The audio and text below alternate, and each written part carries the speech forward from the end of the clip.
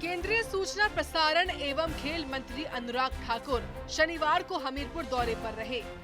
इस दौरान हमीरपुर के सर्किट हाउस में केंद्र सरकार के 9 सालों के कार्यकाल को उपलब्धि भरा बताया तो कांग्रेस पार्टी पर भी जमकर हमला बोला।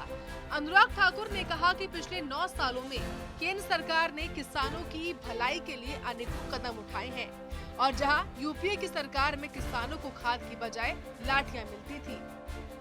पिछले साल में 2,30,000 करोड़ रुपए की सब्सिडी इसमें दी, किसान के ऊपर बोझ नहीं पड़ने दिया, पर्याप्त मात्रा में खाद मिली। याद करो 2012-13 के यूपीए का समय जब लाठियां मिलती थी, खाद नहीं मिलती थी।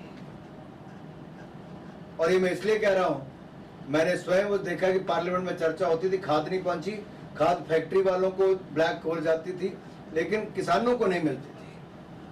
हमारे 9 साल में कभी खाद की कमी नहीं आई और ना ही हमने दाम बढ़ने दिए।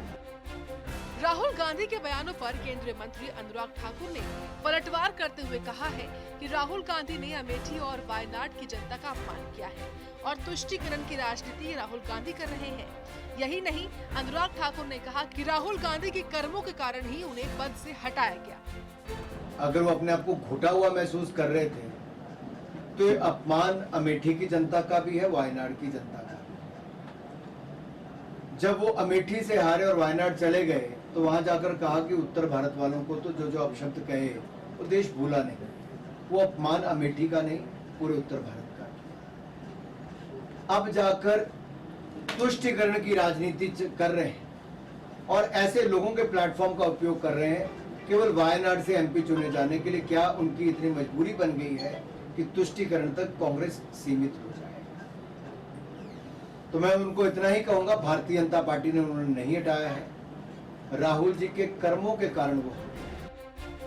विपक्षी दलों के साथ गठबंधन बनाने की बातों पर अनुराग ठाकुर ने कहा कि लोकतंत्र में महागठबंधन बनाने की योजना है तो बनाएं, क्योंकि पहले भी गठबंधन बनाए गए हैं। उन्होंने कहा कि गठबंधनों में ना नीति है और ना ही नेता है। विपक्ष की एकता भी ताश के पत्तों की तरह या फिर बिहार के पुल की तरह ही धराशायी होगी, गिर गई। कुछ राजनीतिक पार्टियों ने तो मना कर दिया आने के लिए, और अगर इनको महागठबंधन या जो भी इनको बनाना बनाए, लोकतंत्र है। लेकिन क्या पहली बार बनाने जा रहे हैं? पहले भी बनाया और पहले भी हारे। ना नीति है, ना नेता है और नियत में भी खोट है विपक्ष की। वहीं अनुराग ठाकुर ने दावा किया है कि 2024 की जनता नरेंद्र मोदी को जिताएगी और एक बार फिर सत्ता बीजेपी की आएगी।